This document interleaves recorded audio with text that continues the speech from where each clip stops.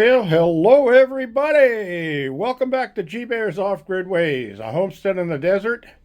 And today is What Is It Wednesday? And we'll get to that in a little bit here. I want to show you a few other things that I got going here.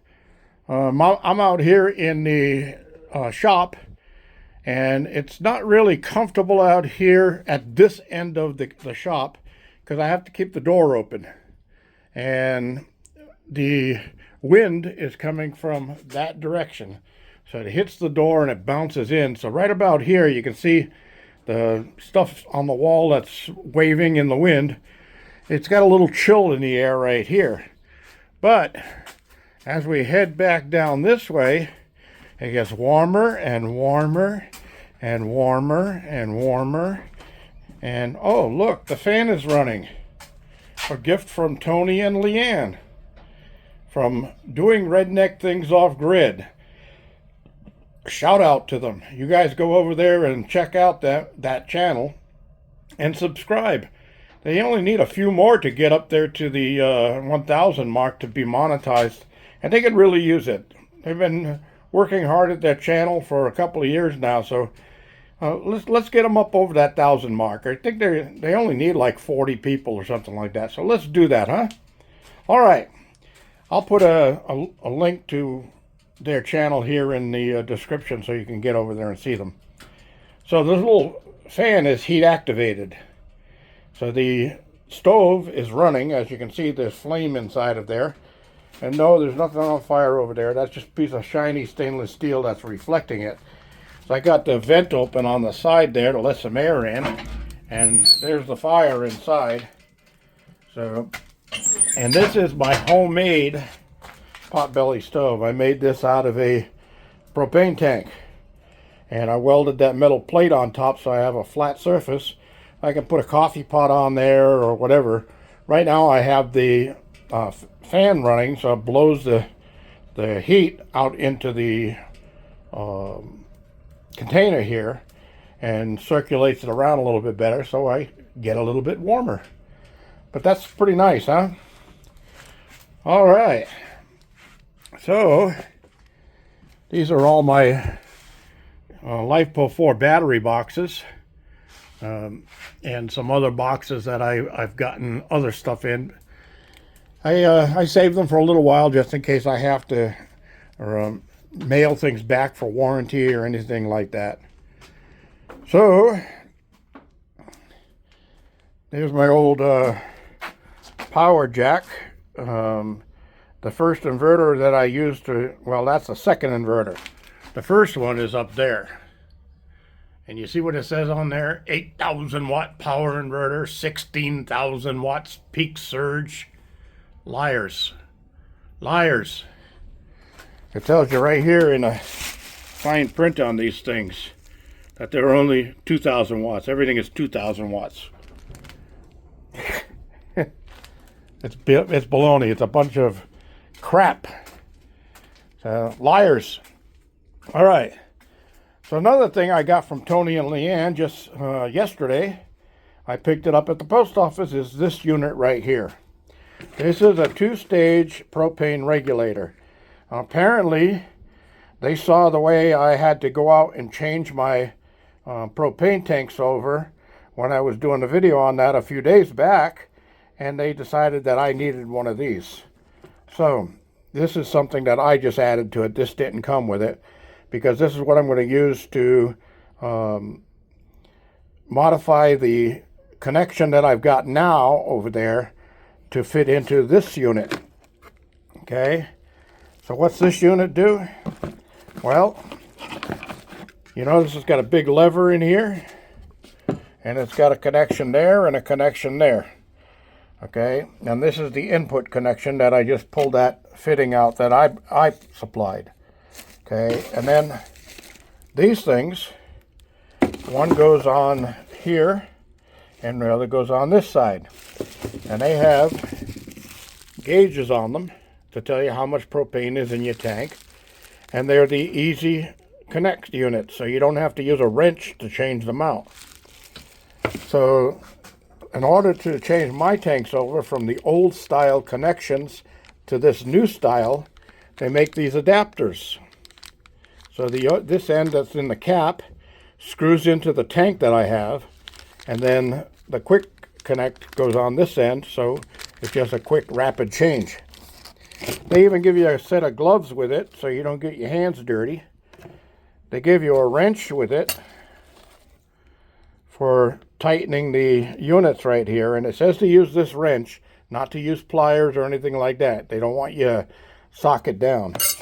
Okay, so they also give you this Teflon tape, and yellow is for gas. So they gave me 2 of these adapters to go on my tanks. Now I have 3 tanks, so I'm going to have to see if I can order another one of these, or if I can buy one locally to switch it over onto my 3rd tank. So when I'm out on the tank, I don't have to disconnect the fitting and move it over back and forth, because I'm sure that'll just wear the seals out. They also have this bracket in here, and this mounts on the wall. So the modification I'll do is this will mount on the back wall between the 3 tanks so that the hoses can reach to all 3 tanks. And then this unit will actually bolt through it like that. Okay, the fitting that I removed right here actually goes through and will anchor it to the bracket. And then I'll put the fittings on there, the hoses on there, and I'll be able to just throw a lever and switch back and forth. Now I've had one of these on my old RV, and when the switch here, if you switch it to one side, then it only uses that tank. You switch it to the other side, and it only uses that tank. Now, if you turn it on first and get one tank to set, and then put it back into this center position, when that tank is empty, it'll automatically switch over to the other tank. And that's a pretty neat feature for an RV, but for my cabin, I don't like that, because I can run out of fuel in the first tank, and by the time I go out there and check and find out I'm out of fuel in the first tank, and I'm actually running on the second tank, I may be half empty or 3/4 empty on the second tank, and that means I got to rush down to get the first tank refilled right away. So I will actually just use the switch. I'll put it on one tank, and I'll check it every now and then when I see the gauge is getting low. Then I can switch it to the automatic and let it do its own automatic switchover, but that'll warn me that I've got to check it daily, and when I see the first tank is empty and it switched over to the second tank, then I can take it in and get it refilled right away.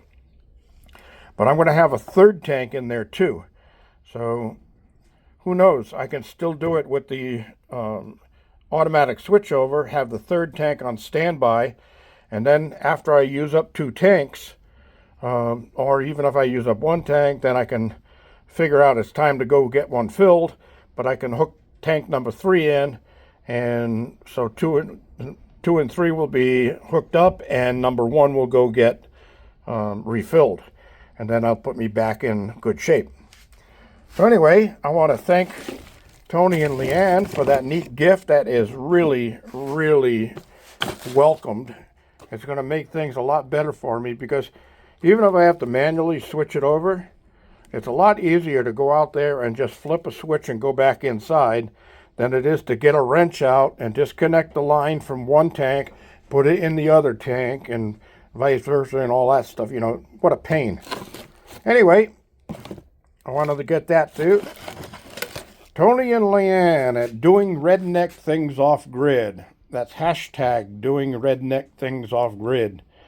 Check them out. Subscribe. Give them a couple of thumbs ups. Let's help them get up there to the 1,000 subscribers. All right. So what is it Wednesday? Here we go. This is the tool, and it is a tool. It's a long unit like this, and I covered the handle with a paper towel and some tape for a specific reason. That is, It actually tells you the name of it, and it tells you what it's for on the handle.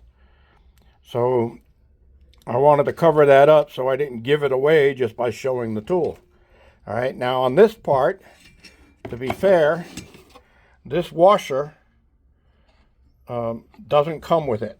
I welded that on. As a matter of fact, I just did it today with that welder right there, that little inverter welder. It uses 1/16 inch welding rods, and that's a 7013 in there. But I was looking for some 6011s, and the only 6011s I have left are 332nd rods, and they're a little bit too big for this little unit. Even though I can get it up to 80 amp, it's just for some reason it doesn't like the 332nds. It works really good with the 16th inch. All right, so back to the What Is It Wednesday.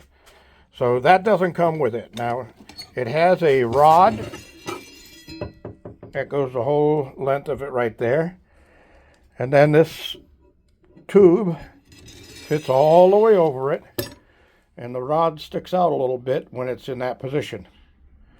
Okay, so that is the item for What Is It Wednesday. It is a tool, and get your comments in. Remember, only the first 4 correct comments, or the first 4 correct guesses, get the position for entries. But don't let that sway you, because there's 4 people that have answered. Those 4 people can all be wrong and have put in the wrong answers and just copied somebody else. So put your guesses in anyway, so that if they are wrong, you take the spot on that for the winner. And I want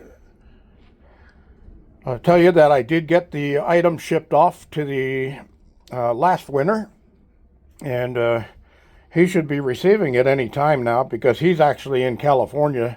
I'm not going to tell you where in California, because that's up to him if he wants you people to know that. But he's in California, so it shouldn't take too long to get there. All right, so that's the item. We'll see what you come up with.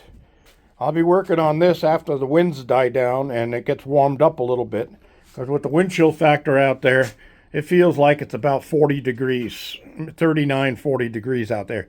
It's pretty chilly. So I've had gloves on all day. Here they are. And I took them off to shoot the video because the fingers don't work on the phone with a glove on. They do make some gloves that do, but not those. Those don't work. All right. So I did have my tripod out here in case I needed it, and then I remembered I'm not demonstrating the tool today. I'm just showing you the tool. I'll be demonstrating it in tomorrow's video when I show you what it is. And we'll see who gets the correct answers on that. All right, everybody. I'm going to chuck in a couple more pieces of wood into the unit here, because I got a few more things to do out here. Then I'll go in and get this thing uploaded. Sorry I didn't post yesterday. And the reason for that was I was down at the auto mechanics getting my driver's window motor and actuator replaced. It's electric windows, and it's been out for over a year now. And it's a pain to wherever I go. I have to open the door to do anything out the window, because the window couldn't go up or down. I had it clamped inside with a board and a pair of vice grips. Well, yesterday I got there at 9:45 in the morning, and the mechanic started working on it almost immediately. But then all of a sudden he came in with this look on his face. I guess, is something wrong? And he said, "Yeah, your window exploded." I went, "Oh no!" So he had to get me a new glass. He said that's why the sticker is on there, and there's fingerprints all over it. And I'll be taking that off. So in order to save time, I ran into town. He loaned me a car, and I ran into town and picked the glass up and brought it back so he could keep on doing other things while I was taking care of that.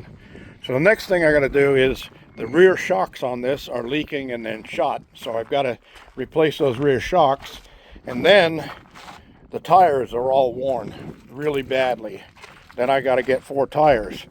But hopefully those checks will be cleared by then, because I've been paying for everything else on the last of the credit cards that I have, and they're maxed out now. So I figured it's not a big deal if I'm going to be paying them off pretty soon. So I'll get this work started to get it done, and then I'll pay off the debt on the credit cards after that.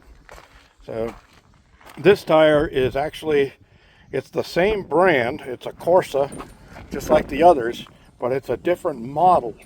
And how that happened was I had 4 of those on the vehicle, and one of them, just something happened in it that the cap disconnected from it, and it had a big air bubble in it. So they replaced it, but they only could replace it with the same make, but not the same model. So I had them put it on that back end instead of on the front end. I like to have 2 of the same tires on the steering side. But yeah, this thing's all cupped and everything, so it needs to be changed. So I'll replace the shocks first, and then when the check's clear, I'll make an appointment to get the tires on there. And from there, I won't be afraid to get on the freeways anymore. That's it, everybody. Thank you for joining me. This is G-Bear, signing off. Oh, wait a minute. Did I give you guys a joke? No, I didn't, did I? Just because it's What Is It Wednesday doesn't mean you don't get a joke. Okay, the joke is, what does Alexander the Great and Kermit the Frog have in common? Alexander the Great and Kermit the Frog, what do they have in common? 3, 2, 1. The same middle name. Oh, okay, everybody. Thanks for joining me. G-Bear, signing off.